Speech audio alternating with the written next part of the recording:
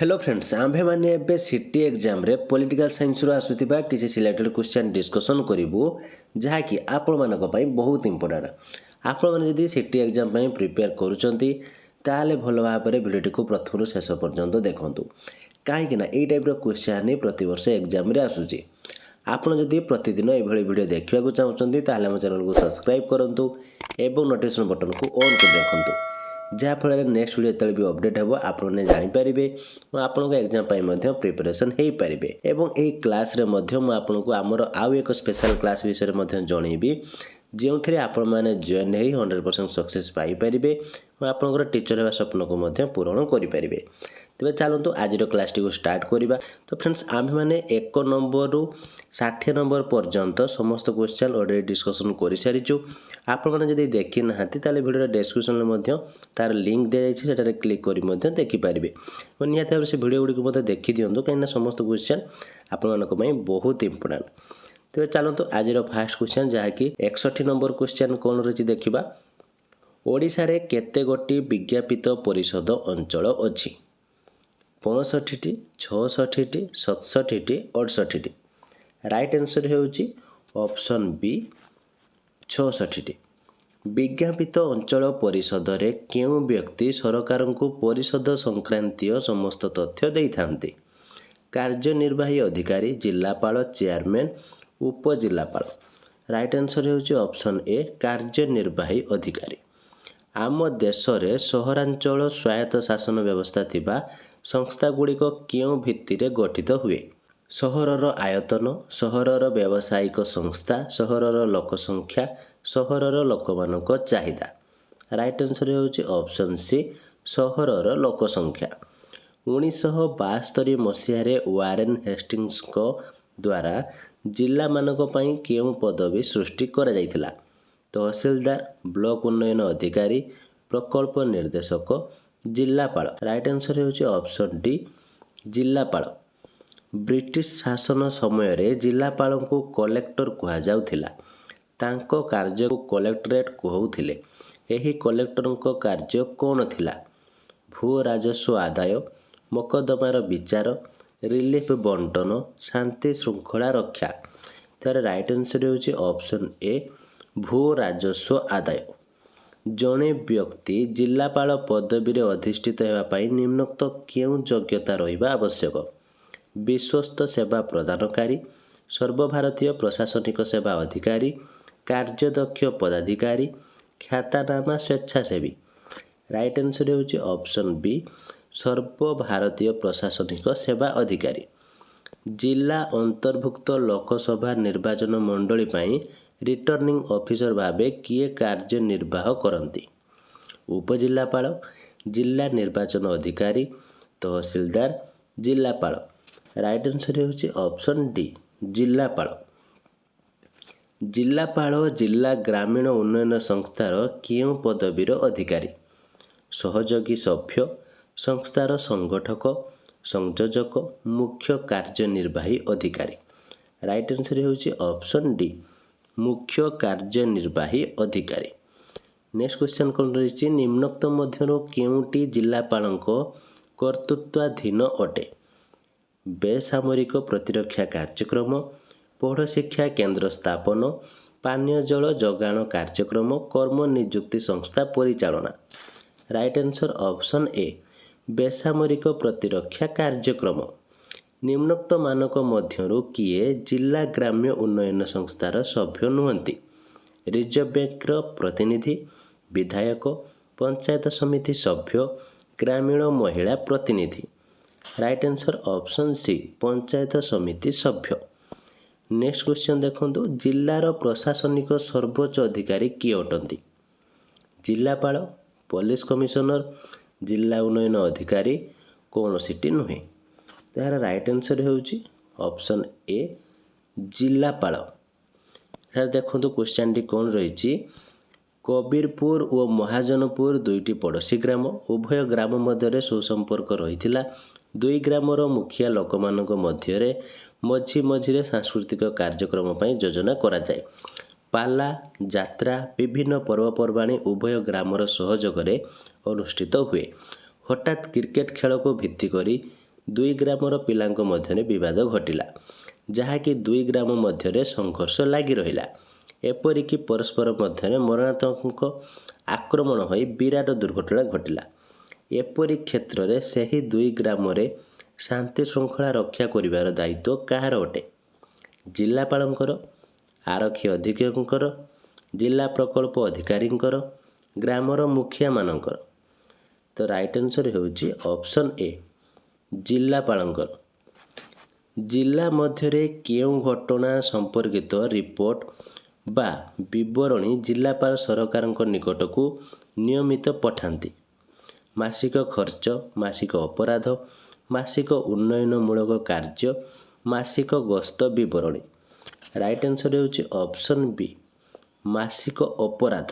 ଓଡ଼ିଶାର ଉପକୂଳବର୍ତ୍ତୀ ଅଞ୍ଚଳଗୁଡ଼ିକରେ ବିଭିନ୍ନ ସମୟରେ ବିଭିନ୍ନ ଦୈବୀ ଦୁର୍ବିପାକ ତଥା ପ୍ରାକୃତିକ ବିପର୍ଯ୍ୟୟ ଦେଖାଦେଉଛି। ଯଦି ତୁମ ଜିଲ୍ଲାରେ ପ୍ରଳୟଙ୍କରୀ ବନ୍ୟାରେ ଜିଲ୍ଲାର ଅର୍ଦ୍ଧାଧିକ ଗ୍ରାମଗୁଡ଼ିକ ବନ୍ୟା ଜଳ ପଶି ଘରଦ୍ୱାର ନଷ୍ଟ କରିବା ସହ ଫସଲହାନି ଘଟିଲା, ଲୋକେ ଖାଇବାକୁ ମଧ୍ୟ ପାଇପାରିଲେ ନାହିଁ, ଏହିପରି ସ୍ଥଳେ ଜିଲ୍ଲାପାଳ କେଉଁ କର୍ତ୍ତବ୍ୟ ପାଳନ କରିବେ? ସରକାରଙ୍କୁ ସହସା ରିଲିଫ୍ ଯୋଗାଇବାକୁ ପତ୍ର ଦେବେ, ବନ୍ୟା ଜଳ ପରିଦର୍ଶନ କରି କ୍ଷୟକ୍ଷତିର ଅଟକଳ କରିବେ, ସେତେବେଳେ ଆପତ୍କାଳୀନ ସାହାଯ୍ୟ ବଣ୍ଟନ କରିବେ, ସେହି ଅଞ୍ଚଳର ଲୋକମାନଙ୍କୁ ଖଜଣା ଜଳକର ଛାଡ଼ କରିଦେବେ। ରାଇଟ୍ ଆନ୍ସର୍ ହେଉଛି ଅପସନ୍ ସି, ସେତେବେଳେ ଆପତ୍କାଳୀନ ସାହାଯ୍ୟ ବଣ୍ଟନ କରିବେ। ଜିଲ୍ଲାସ୍ତରୀୟ ନିମ୍ନୋକ୍ତ ମଧ୍ୟରୁ କିଏ ଜନସାଧାରଣଙ୍କର ଜଣେ ସର୍ବୋଚ୍ଚ ବିଶ୍ୱସ୍ତ ସେବା ପ୍ରଦାନକାରୀ ପଦାଧିକାରୀ ଅଟନ୍ତି? ଜିଲ୍ଲାପାଳ, ଉପଜିଲ୍ଲାପାଳ, ବ୍ଲକ ଉନ୍ନୟନ ଅଧିକାରୀ, ଜିଲ୍ଲା ଆରକ୍ଷୀ ଅଧୀକ୍ଷକ। ରାଇଟ୍ ଆନ୍ସର୍ ହେଉଛି ଅପସନ୍ ଏ, ଜିଲ୍ଲାପାଳ। ତ ଫ୍ରେଣ୍ଡସ୍, ସମସ୍ତ କ୍ୱେଶ୍ଚନ୍ ଆପଣମାନଙ୍କ ପାଇଁ ବହୁତ ଇମ୍ପୋର୍ଟାଣ୍ଟ। ଆପଣମାନେ ଭଲ ଭାବରେ ଏହାକୁ ମନେ ରଖିବେ। ଆହୁରି ମଧ୍ୟ କ୍ୱେଶ୍ଚନ୍ ଅଛି ଯାହାକି ଆମେ ଏବେ ଡିସ୍କସନ୍ କରିବୁ। ତା ପୂର୍ବରୁ ମୁଁ ଆମର ଏକ ସ୍ପେଶାଲ କ୍ଲାସ୍ ବିଷୟରେ ଜଣାଇବା ପାଇଁ ଚାହୁଁଛି। ଆପଣ ଯଦି କମ୍ ସମୟ ଭିତରେ ଅଧିକ ପ୍ରିପାରେସନ୍ ନେଇ ସକ୍ସେସ୍ ପାଇବାକୁ ଚାହୁଁଛନ୍ତି, ତାହେଲେ ଆମର ସ୍ପେଶାଲ କ୍ଲାସ୍ରେ ଆପଣମାନେ ମଧ୍ୟ ଜଏନ୍ ହୋଇପାରିବେ।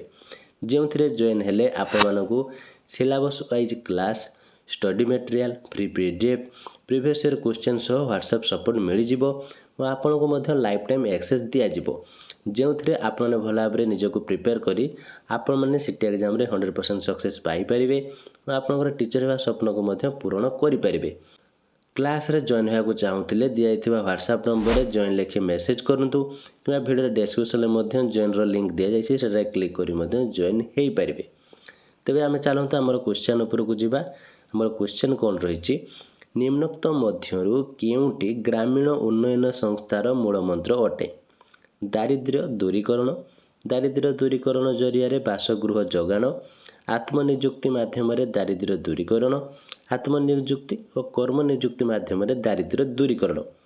ତ ଏହାର ରାଇଟ୍ ଆନ୍ସର୍ ହେଉଛି ଅପସନ୍ ଡି, ଆତ୍ମନିଯୁକ୍ତି ଓ କର୍ମନିଯୁକ୍ତି ମାଧ୍ୟମରେ ଦାରିଦ୍ର୍ୟ ଦୂରୀକରଣ। DRDA ଜିଲ୍ଲା ଗ୍ରାମ୍ୟ ଉନ୍ନୟନ ସଂସ୍ଥାଟି ପ୍ରଥମ ଅବସ୍ଥାରେ କେଉଁ ନାମରେ ସୃଷ୍ଟି ହୋଇଥିଲା? ନାମମାତ୍ର ଚାଷୀ କଲ୍ୟାଣ ସଂସ୍ଥା, ନାମମାତ୍ର ଚାଷୀ ଓ କୃଷି ଉପଯୋଗୀ ଜମି ଉନ୍ନୟନ ସଂସ୍ଥା, କ୍ଷୁଦ୍ର ଚାଷୀ ଉନ୍ନୟନ ସଂସ୍ଥା, କୃଷକ ଉନ୍ନୟନ ସଂସ୍ଥା। ରାଇଟ୍ ଆନ୍ସର୍ ହେଉଛି ଅପସନ୍ ବି, ନାମମାତ୍ର ଚାଷୀ ଓ କୃଷି ଉପଯୋଗୀ ଜମି ଉନ୍ନୟନ ସଂସ୍ଥା। 1960 ଭାରତୀୟ ସମିତି ପଞ୍ଜୀକରଣ ଆଇନ ଅନୁସାରେ ଜିଲ୍ଲା ଗ୍ରାମ୍ୟ ଉନ୍ନୟନ ସଂସ୍ଥାର ଅଧ୍ୟକ୍ଷ ରୂପେ ଜିଲ୍ଲାପାଳ କାର୍ଯ୍ୟ କରୁଥିଲେ, କିନ୍ତୁ କେଉଁ ସମ୍ବିଧାନ ସଂଶୋଧନ ଆଇନ ବ୍ୟବସ୍ଥା ଅନୁଯାୟୀ ଜିଲ୍ଲା ପରିଷଦର ଅଧ୍ୟକ୍ଷ ବା ଚେୟାରମ୍ୟାନ୍ ଏହି ସଂସ୍ଥାର ପରିଚାଳନା ସମିତିର ଅଧ୍ୟକ୍ଷ ରହିଛନ୍ତି? 1993 ମସିହା 73ତମ ସମ୍ବିଧାନ ସଂଶୋଧନ ଆଇନ, 1976ରେ 42ତମ ସମ୍ବିଧାନ ସଂଶୋଧନ ଆଇନ, 1978 ମସିହା 44ତମ ସଂଶୋଧନ ଆଇନ, 2002 ମସିହା 86ତମ ସମ୍ବିଧାନ ସଂଶୋଧନ ଆଇନ। ତାର ରାଇଟ୍ ଆନ୍ସର୍ ହେଉଛି ଅପସନ୍ ଏ, 1993 ମସିହା 73ତମ ସମ୍ବିଧାନ ସଂଶୋଧନ ଆଇନ।